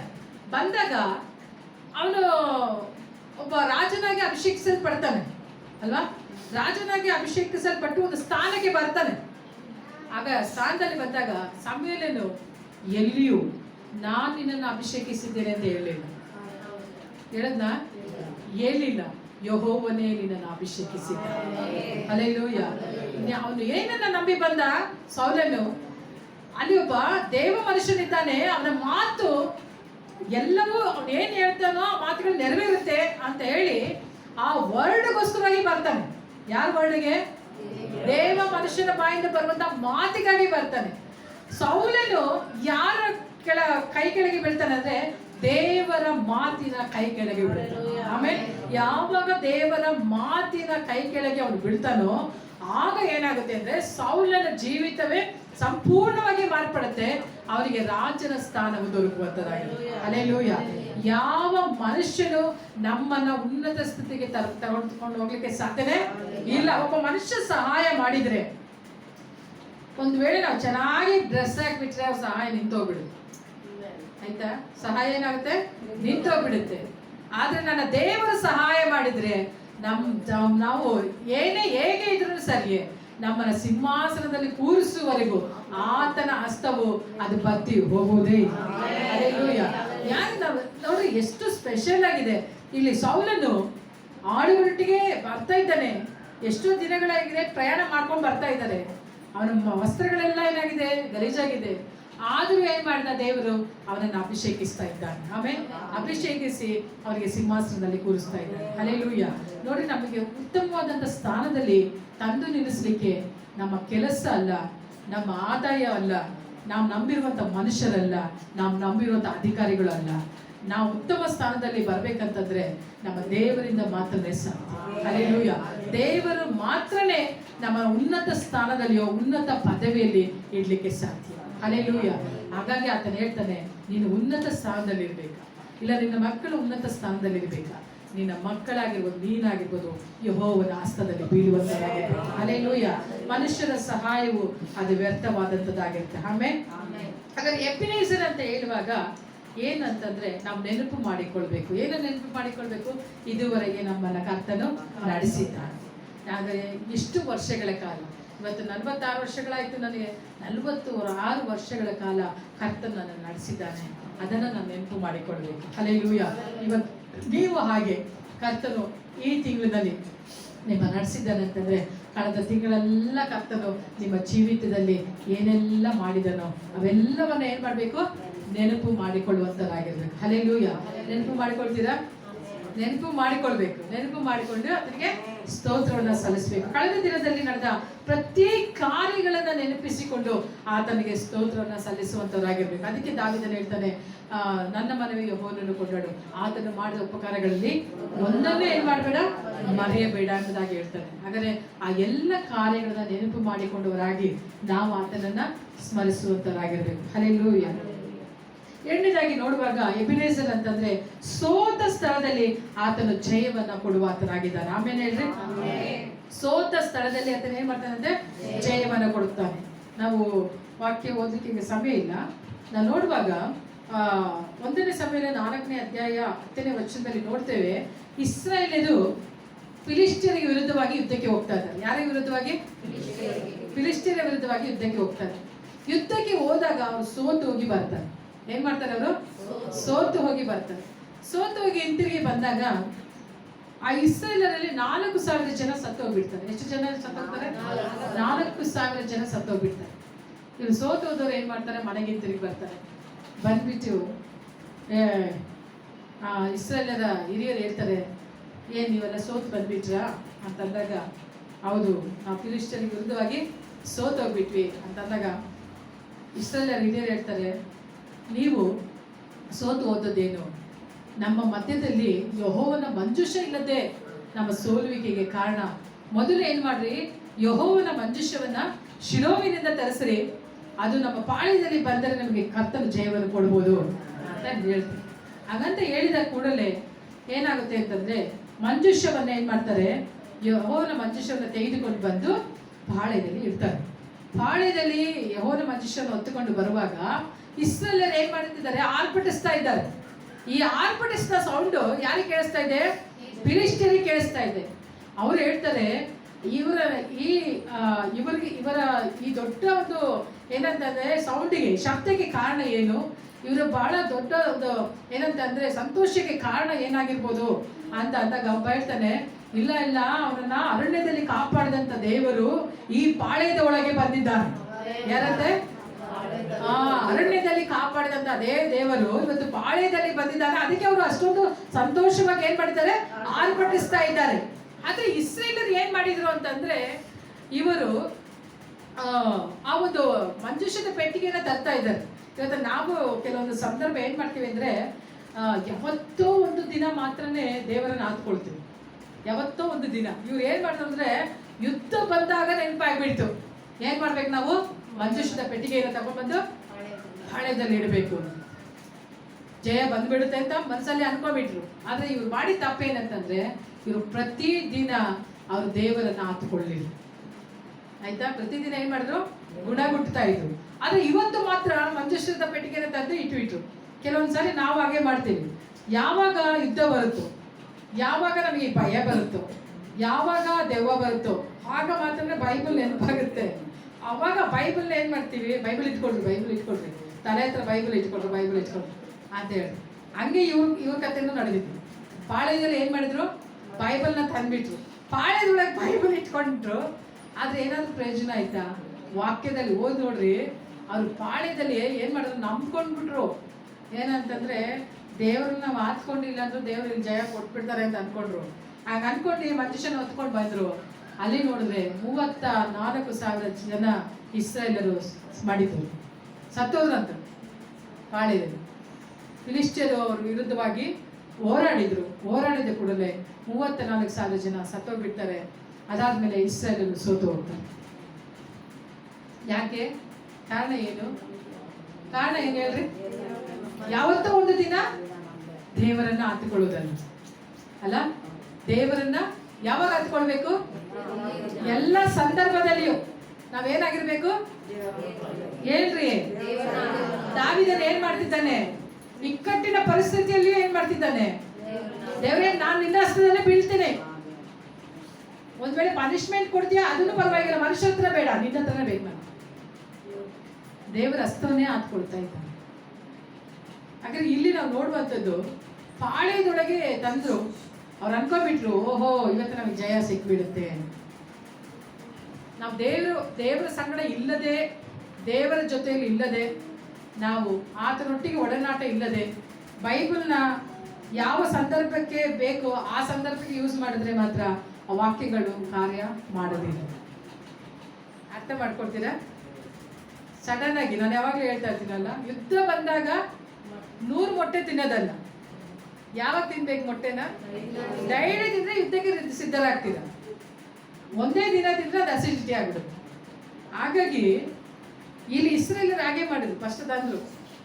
ಆದ್ರೆ ಇವರು ಯೆಹೋವನನ್ನು ಹತ್ಕೊಳ್ಳಿಲ್ಲ. ಆದ್ರೆ ದೇವರಲ್ಲಿ ಏನ್ ಮಾಡಿದ? ಅವರಿಗೆ ಇಸ್ರೇಲರಿಗೆ ಅಪಚಯವನ್ನು ಉಂಟು ಮಾಡಿದ್ರು. ಆದ್ರೆ 20 ವರ್ಷಗಳ ನಂತರ ಹೇಳ್ರಿ 20 ವರ್ಷಗಳ ನಂತರ ಆಗ ಏನಾಗುತ್ತೆ ಅಂತಂದ್ರೆ, ಇಸ್ರಾಯೇಲರೆಲ್ಲರೂ ಯೆಹೋವನ ಪ್ರಸನ್ನತೆಯನ್ನ ಆತುಕೊಂಡರು ಎಂಬುದಾಗಿ ವಾಕ್ಯ ಬರೆಯಲ್ಪಟ್ಟಿದೆ. ಓದೋಣ ವಾಕ್ಯನ. 1 ಸಮುವೇಲ 7ನೇ ಅಧ್ಯಾಯ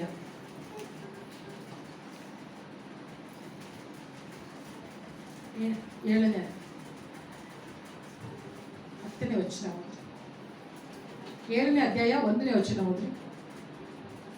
ಆಗ ಕಿರ್ಯತಾಯಿಮಿನವರು ಬಂದು ಯೆಹೋವನ ಮಂಜೂಷವನ್ನು ತೆಗೆದುಕೊಂಡು ಹೋಗಿ ಗುಡ್ಡದ ಮೇಲೆ ವಾಸವಾಗಿದ್ದ ಅಭಿನಾದಾಬನ ಮನೆಯಲ್ಲಿಟ್ಟು ಅವನ ಮಗನಾದ ಎಲ್ಲಾಜಾರನನ್ನು ಅದರ ಸೇವೆಗೋಸ್ಕರ ಪ್ರತಿಷ್ಠಿಸಿದರು. ಮಂಜೂಷವು ಕಿರ್ಯತಾಯಿಮಿಗೆ ಬಂದು ಬಹಳ ದಿವಸಗಳು, ಅಂದರೆ 20 ವರ್ಷಗಳು ಕಳೆದು ಹೋದವು. ಈ ಕಾಲದಲ್ಲಿ ಎಲ್ಲಾ ಇಸ್ರಾಯೇಲರು ಯೆಹೋವನನ್ನೇ ಹಂಬಲಿಸುತ್ತಿದ್ದರು. 20 ವರ್ಷಗಳ ನಂತರ ಎಲ್ಲಾ ಇಸ್ರಾಯೇಲರು ಯೆಹೋವನನ್ನೇ ಹಂಬಲಿಸ್ತಿದ್ರು.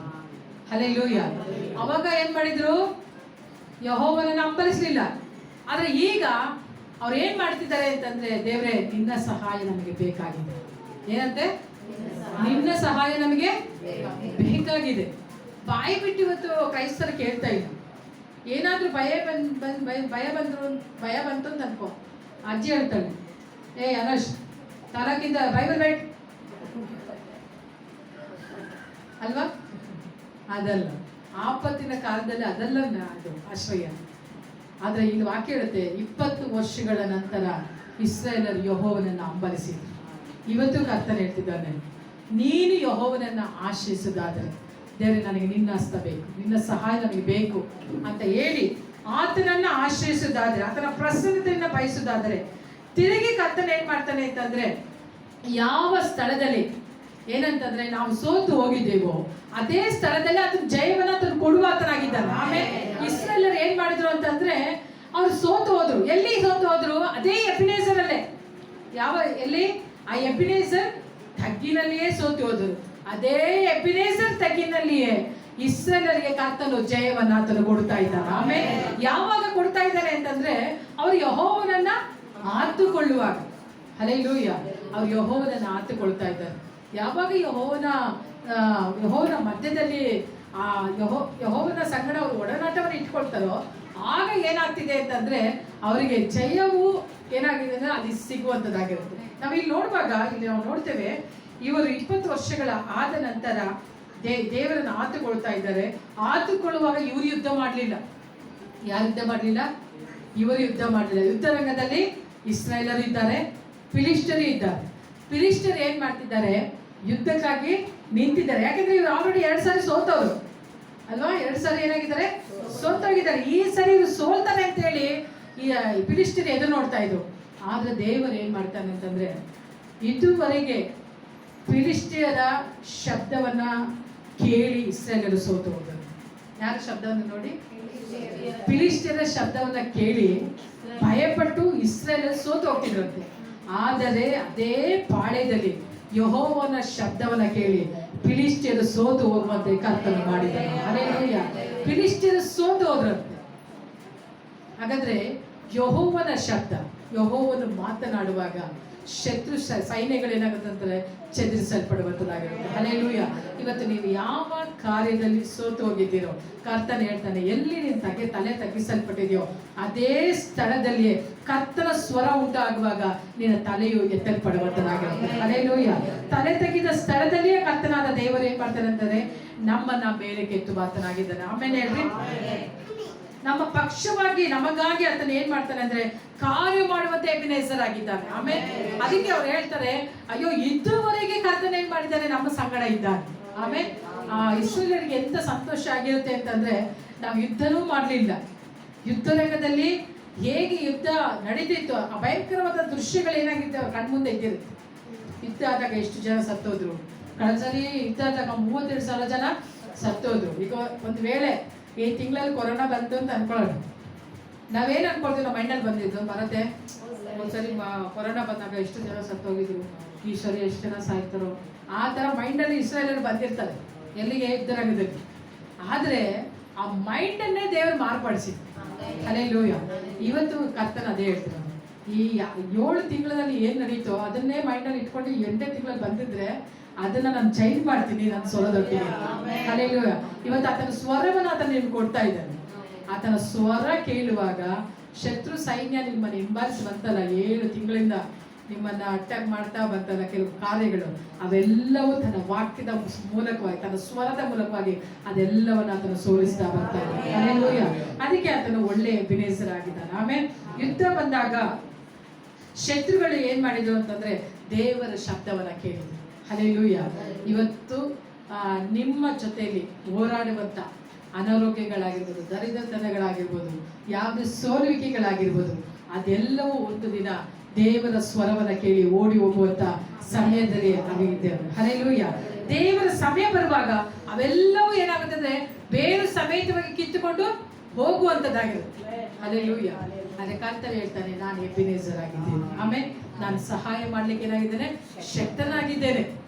ನಾನು ಇಸ್ರಾಯೇಲರು ಬಲವುಳ್ಳವರನ್ನೆಲ್ಲ ಕರ್ಕೊಂಡೋಗಿ ಯುದ್ಧದಲ್ಲಿ ನಿಂತುಕೊಂಡು, ಎಷ್ಟು ಬಲಶಾಲಿಗಳಿದ್ದಾರೋ ಅವರೆಲ್ಲರೂ ಯುದ್ಧರಂಗದಲ್ಲಿ ನಿಂತರು. ಆದ್ರೆ ಅವರು ಇಸ್ರಾಯೇಲ್ ಹಿರಿಯರು ನಂಬಿದರು ಏನಂತಂದ್ರೆ, ಮನುಷ್ಯರು ಏನಾದ್ರೂ ಯುದ್ಧದಲ್ಲಿ ಗೆಲ್ಬೋದು ಅಂತ ನೋಡಿದ್ರು, ಆದ್ರೆ ಅವರ ಹಸ್ತದಿಂದ ಆಗ್ಲಿಲ್ಲ. ಆದ್ರೆ ದೇವರ ಹಸ್ತ ಅಲ್ಲಿ ಬಂದು ನಿಲ್ಲುವಾಗಲೇ ಏನಾಯ್ತು ಅಂತಂದ್ರೆ ಜಯವು ಸಿಕ್ತೆ ಎಂಬುದಾಗಿ ನೋಡ್ತೀವಿ. ಇವತ್ತು ನಮ್ಮ ಜೀವಿತದಲ್ಲಿ ಕರ್ತನು ಹೇಳ್ತಾನೆ, ಮನುಷ್ಯರ ಸಹಾಯವನ್ನ ನೀವು ಬಯಸಲೇಬೇಕು. ಹಲ್ಲೆಲೂಯಾ. ಮನುಷ್ಯರು ಇವತ್ತು ಸಹಾಯ ಮಾಡ್ತಿದ್ರು ಅವ್ರು ನೋಡ್ಬೇಡ್ರಿ, ಇವತ್ತು ಏನ್ ಹೆಲ್ಪ್ ಇದೆಯೋ ಅದನ್ನ ನೋಡ್ಬೇಡ್ರಿ. ಆದ್ರೆ ಒಂದು ಏನಂತಂದ್ರೆ, ನೀನ್ ನನ್ನನ್ನ ನೋಡುವಂತರಾಗಿರ್ಬೇಕು, ನನ್ನ ಕರೆಗಳನ್ನ ನೋಡುವಂತರಾಗಿರ್ಬೇಕು. ಹಲ್ಲೆಲೂಯಾ. ನಾವೇ ಆಗಿರ್ಬೋದು, ಮತ್ತೆ ನಾನೇ ಆಗಿರ್ಬೋದು, ನೀವೇ ಆಗಿರ್ಬೋದು, ಯಾರಿಗಾದ್ರೂ ಸಹಾಯ ಮಾಡ್ತಿದ್ದೀನಿ ಅಂತಂದ್ರೆ, ನಾನು ಅಷ್ಟು ಮಾಡಿದೆ, ಇಷ್ಟು ಮಾಡಿದೆ, ಹಿಂಗ್ ಮಾಡಿದೆ, ಹಂಗ್ ಮಾಡಿದೆ, ಅದನ್ನ ಹೇಳಲಿಕ್ಕೆ ನಾವು ಹೋಗ್ಬಾರ್ದು, ಹೇಳಬಾರ್ದು. ಯಾಕಂದ್ರೆ ಇವತ್ತು ದೇವರ ವಾಕ್ಯದ ಮುಖಾಂತರವಾಗಿ ನೀವೇನ್ ತಿಳ್ಕೊಂಡ್ರೆ ಗೊತ್ತಿಲ್ಲ, ನಾನು ತಿಳ್ಕೊಂಡಿದ್ದೇನೆ ಅಂತಂದ್ರೆ, ದೇವರು ಸಹಾಯ ಮಾಡಿದ್ರೆ ನಮ್ಮನ್ನ ಸಾಕ್ಷಿಯಾಗಿ ನಿಲ್ಲಿಸ್ತಾರೆ ಅಲ್ವಾ. ನಾವು ಹಾಗೆ ಯಾರಿಗಾದ್ರೂ ಸಹಾಯ ಮಾಡಿದ್ರೆ, ನಾನು ಅವ್ರಿಗೆ ಹೆಂಗ್ ಮಾಡಿದೆ ಹಂಗ್ ಮಾಡಿದೆ ಹೇಳದೆ ಬೇಡ. ನಾವೇನ್ ಮಾಡ್ಬೇಕು ಅಂತಂದ್ರೆ, ದೇವರೇ ನನ್ನನ್ನು ಒಂದು ಸಾಕ್ಷಿಯಾಗೆ ನಿಲ್ಲಿಸಿ. ಹಲ್ಲೆಲೂಯಾ. ಯಾವಾಗಲೂ ನಾವು ಇತರರಿಗೆ ಮಾಡಿದಂಥ ಸಹಾಯವನ್ನ ಎತ್ತಿ ಹೇಳ್ಬಾರ್ದು. ಕೆಲವರು ಏನ್ ಮಾಡ್ತಾರೆ ಅಂದ್ರೆ, ತಿಂದುದು ಹೇಳ್ಬಿಡ್ತಾರೆ, ಕುಡಿದಿದ್ದು ಅವ್ರಿಗೇನೋ ಟೀ ಕುಡಿಸಿದ್ದು ಹೇಳಿ ತೋರಿಸ್ಬಿಡ್ತಾರೆ. ಆ ರೀತಿಯಾಗಿ ನಾವು ಮಾಡಬಾರ್ದು. ಯಾಕಂದ್ರೆ ನಾವು ದೇವರ ಮಕ್ಕಳಾಗಿದ್ದೇವೆ. ಹಲ್ಲೆಲೂಯಾ. ದೇವರ ಮಕ್ಕಳಾಗಿರುವಾಗ ನಾವು ಸಾಕ್ಷಿಯಾಗೆ ನಿಲ್ಬೇಕು. ದೇವರು ಹೇಗೆ ಇವತ್ತು ನನ್ನನ್ನು ಮರೆ ಮಾಡಿಕೊಳ್ತೀರ, ಎಷ್ಟು ಕಾರ್ಯಗಳನ್ನ ಈ ಲೋಕದಲ್ಲಿ, ವಿಶ್ವದಲ್ಲಿ ಎಷ್ಟು ಜನ ಇದ್ದಾರೆ, ಎಷ್ಟು ಜನ ಇದ್ದಾರೆ, ಎಷ್ಟು ಚೆನ್ನಾಗಿ ದೇವರು ಹೆಲ್ಪ್ ಮಾಡ್ತಿದ್ದಾನೆ. ಎಲ್ಲಿಯೂ ತನ್ನನ್ನು ತೋರ್ಪಡಿಸ್ಕೊಳ್ತಾ ಇಲ್ಲ. ಸತ್ಯವೇದದಲ್ಲೇ ನೋಡ್ರಿ, ಎಲ್ಲ ಕಡೆಯಲ್ಲಿಯೂ ಈರಗಳಾಗಿ ನಿಲ್ಲಿಸ್ಬಿಟ್ಟಿದ್ದಾರೆ ತನ್ನ ನಾಯಕರನ್ನು. ತನ್ನನ್ನು ಎಲ್ಲೂ ವ್ಯಕ್ತಪಡಿಸಲಿಲ್ಲ, ನಾನು ಮಾಡ್ತಿದ್ದೇನೆ ಸಹಾಯ ಅಂತ ತೋರಿಸ್ಲಿಲ್ಲ. ಆದ್ರೆ ಅಂತ ದೇವರು ತನ್ನನ್ನು ಮರೆ ಮಾಡಿಕೊಂಡು ನಮ್ಮನ್ನು ನಿಲ್ಲಿಸ್ತಾ ಇದ್ದಾನೆ. ಹಲ್ಲೆಲೂಯಾ. ಸಾಕ್ಷಿಯಾಗಿ ನಿಲ್ಲಿಸ್ತಾ ಇದ್ದಾನೆ. ಆದರೆ ಅದೇ ದೇವರಿಗೆ ಹುಟ್ಟಿದಂಥ ಮಕ್ಕಳು ನಾವು ಒಬ್ರಿಗೆ ಸಹಾಯ ಮಾಡಿದರೆ ಹೇಳಿ ಹೇಳಿ ಹೇಳಿ ಅದಕ್ಕೆ ಸಾಯಿಸೇ ಬಿಟ್ಬಿಡ್ತೀವಿ ಅಮ್ಮ. ಹಾಗಾಗಿ ದಯಮಾಡಿ ನಿಮಗೆ ಹೇಳ್ತೀನಿ, ಒಬ್ರಿಗೆ ಮಾಡಿದ ಸಹಾಯವನ್ನು ಹೇಳ್ಬಾರ್ದು. ಹಲ್ಲೆಲೂಯಾ. ಚಿತ್ತಿನೂ ಅಷ್ಟೇ, ನಾನೇ ಸಾಕಿದ್ದು ಶೈಲನ್ನ, ನಾನೇ ಸಾಕಿದ್ದು ಹೇಳ್ತಾನೆ ಇರ್ತಾರೆ. ಹೇಳ್ಬಾರ್ದು ಅದನ್ನು. ಹಲ್ಲೆಲೂಯಾ. ಹೇಳ್ಬಾರ್ದು. ಒಬ್ಬರಿಗೆ ಮಾಡಿದ ಸಹಾಯವನ್ನ ಹೇಳಿ ಹೇಳಿ ಹೇಳಿ ತೋರಿಸ್ಬಾರ್ದು. ಅದನ್ನು ಅಲ್ಲೇ ಬಿಡಿಸ್ಬಿಡ್ಬೇಕು. ನೀವೇನು ಮಾಡಿದ್ದೀರೋ ಅದಕ್ಕೆ ಪ್ರತಿಫಲ ಯಾರು ಕೊಡ್ತಾರೆ? ದೇವರು ಕೊಡ್ತಾರೆ. ಹಲ್ಲೆಲೂಯಾ. ನಾನು ಕೆಲಸ ಮಾಡುವಂಥ ಸ್ಥಳದಲ್ಲಿ ನಮ್ಮ ಪಾಸ್ಟರ್ ಇದ್ದಾರೆ. ಅವರು ಯಾವಾಗಲೂ ವಾರಕ್ಕೊಂದು ದಿನ ಬಂದಾಗ ನಮ್ಗೆ ಕೂರಿಸ್ಕೊಂಡು ಹೇಳೋಂಥ ಮಾತು ಪ್ರತಿ ಸಾರಿನೂ ಹೇಳ್ತಾರೆ, ಪ್ರತಿ ಸಾರಿ ಕೇಳಿಸ್ಕೊಳ್ತಾ ಇರ್ತೀವಿ. ನೋಡ್ರಿ, ನಾನು ನಿಮ್ಗೆ ಒಂದೇ ಒಂದು ಮಾತು ಹೇಳ್ತೀನಿ. ನೀವು ಯಾರಿಗಾದ್ರೂ ಸಹಾಯ ಮಾಡಿದರೆ ಅದನ್ನು ರಿಪೀಟ್ ಯಾರ ಬಳಿಯಲ್ಲೂ ಹೇಳ್ಬೇಡಿ, ಶೇರ್ ಮಾಡಬೇಡಿ. ಅದನ್ನು ನಮಗೆ ಯಾರಿಗೂ ಶೇರ್ ಮಾಡಬೇಡಿ. ನಾನು ಲಕ್ಷಗಟ್ಟಲೆ ನಾನು ಸಹಾಯ ಮಾಡಿದ್ದೀನಿ, ಇದುವರೆಗೂ ನಾನು ಶೇರ್ ಮಾಡಿಲ್ಲ. ಯಾರಿಗೆ ಮಾಡಿದ್ದೀನಿ ಅಂತಲೇ ಇದುವರೆಗೂ ಹೆಸರನ್ನೇ ಹೇಳಿಲ್ಲ. ಆ ರೀತಿಯಾಗಿ ನಾನು ಜೀವಿಸ್ತಾ ಇದ್ದೇನೆ. ನನ್ನ ಜೊತೆಲಿ ವರ್ಕ್ ಮಾಡುವಂಥ ನೀವೂ ಅಷ್ಟೇ ಸಹಾಯ ಮಾಡಿದ್ದನ್ನು ಇನ್ನೊಬ್ಬರಿಗೆ ಹೇಳ್ಬಾರ್ದು. ಮತ್ತು ಸಹಾಯ ಮಾಡಬೇಕು. ನಿಮ್ಮ ಮನೆಯಲ್ಲಿ 4 ಜನಕ್ಕೆ ತಿನ್ನೋಕ್ಕೆ ಊಟ ಇದ್ರು ಯಾರಾದರೂ ಅಶ್ವಲಿ ಇದ್ದರೆ ಗೊತ್ತಿದ್ದರೆ ಹೋಗಿ ಊಟ ಕೊಡ್ರಿ. ನೀನು ಕೊಟ್ಟಿದ್ದು ನಿನ್ನ ಗಂಡನಿಗೂ ಗೊತ್ತಾಗ್ಬಾರ್ದು. ಏನಂತೆ? ಯಾರಿಗೂ ಗೊತ್ತಾಗ್ಬಾರ್ದು? ನಿನ್ನ ಗಂಡನಿಗೂ ಗೊತ್ತಾಗ್ಬಾರ್ದು. ಆ ರೀತಿ ನೀನು ಸಹಾಯ ಮಾಡಿದೆ ಅಂತಂದರೆ ನೀನು ದೇವರಿಗೆ ಸಮಾನಳಾಗಿ ನಿಂತಿದ್ಯಾ ಅಂತಲೇ ಅರ್ಥ. ಈ ಮಾತನ್ನು ಅವ್ರು ಹೇಳುವಾಗ ನನಗೆ ತುಂಬ ಸಂತೋಷ ಆಯಿತು. ಕೆಲವು ಏನಂದರೆ ಬೆಲೆಯುಳ್ಳ ಮಾತುಗಳನ್ನು ನಾನು ಅವ್ರ ಮೂಲಕವಾಗಿ ಕಲಿತೆ. ಆದರೆ ಕಲಿತೆ ಅವ್ರು ಹೇಳಿದಂಥ ಮಾತನ್ನು ನಾನು ವಾಕ್ಯದಲ್ಲಿ ಧ್ಯಾನಿಸುವಾಗ ಖಂಡಿತವಾಗ ದೇವರು ಮಾಡಿದಂಥ ಸಹಾಯನ ದೇವರು ಎಲ್ಲಿಯೂ ಹೇಳಿ ತೋರಿಸಲಿಲ್ಲ. ದೇವ ಭಕ್ತರು ಸರಿ ಎಲ್ಲಿಯೂ ಅವ್ರು ಮಾಡಿದಂಥ ಸಹಾಯವನ್ನ ಹೇಳಿ ತೋರಿಸಲೇ ಇಲ್ಲ. ಹಲ್ಲೆಲೂಯಾ. ಇವತ್ತು ನಿಮ್ಮನ್ನ ಕರ್ತನ ನೋಡಿ ಹೇಳ್ತಾ ಇದ್ದಾನೆ, ನೀವು ಯಾವತ್ತಿಗೂ ನೀವು ಮಾಡುವಂಥ ಸಹಾಯನ ಹೇಳಿ ತೋರಿಸ್ಬೇಡ. 50 ರೂಪಾಯಿ 10 ರೂಪಾಯಿ ಯಾರಿಗೆ ಏನೇ ಕೊಟ್ಟಿರೋ ನೀವು ಮಾಡಿರುವಂಥದ್ದೆಲ್ಲವೂ ದೇವರು ನೋಡ್ತಾನೆ ಇರ್ತಾನೆ. ಹಲ್ಲೆಲೂಯಾ. ನಿಮ್ಮನ್ನ ಕರ್ತನ ಸಾಕ್ಷಿಯಾಗಿ ನಿಲ್ಲಿಸುವ ಆತನಾಗಿದ್ದಾನೆ. ಆಮೇಲೆ ಮನುಷ್ಯನ ಸಹಾಯಕ್ಕಿಂತಲೂ ದೇವರ ಸಹಾಯವನ್ನು ಆತುಕೊಳ್ಳುವಂಥದ್ದು ಬಹಳ ಮುಖ್ಯವಾಗಿದೆ. ಯೆಶಾಯನು ಬರೆಯುವಾಗ ಹೇಳ್ತಾನೆ, ಮನುಷ್ಯನ ಸಹಾಯವನ್ನು ಬಯಸುವನು. ಮನುಷ್ಯನು ಸಹಾಯವನ್ನು ಯಾರು ಅಧಿಕವಾಗಿ ನಂಬ್ತಾನೋ ಅವ್ರು ಶಾಪಗ್ರಸ್ತನು. ಏನಂತೆ?